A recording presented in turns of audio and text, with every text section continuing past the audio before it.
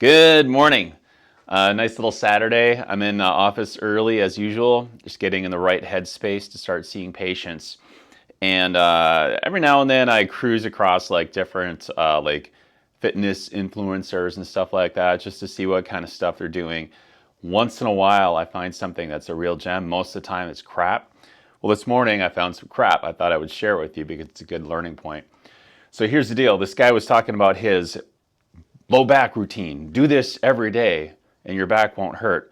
Well, one of the things that he did in this is involved a lot of spinal flexion, so curving through the low back. Fine, normally for most people. In fact, running through that range of motion is good. However, if you have a back issue, it could be from a disc injury. And if you have a posterior disc injury, which most disc injuries are, you want to avoid flexion. So if we take a look at a spine here, this would be the front side of your body, the back side of your body.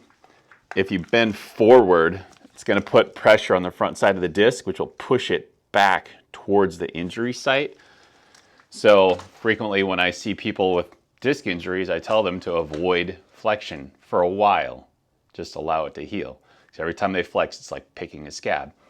This actually happens quite frequently where I'll have a patient who'll come in with back pain, and for months and months they'll have been doing like cat-cow or this knee to chest thing where you pull the knees up to the chest and it puts a lot of flexion in the spine, and they're like, oh, it feels like a good stretch.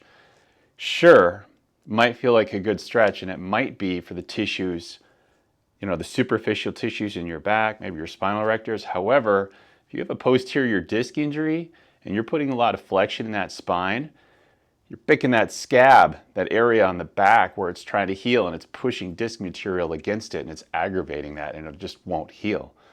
So just the bottom line here, the lesson of the day is don't listen to influencers, okay?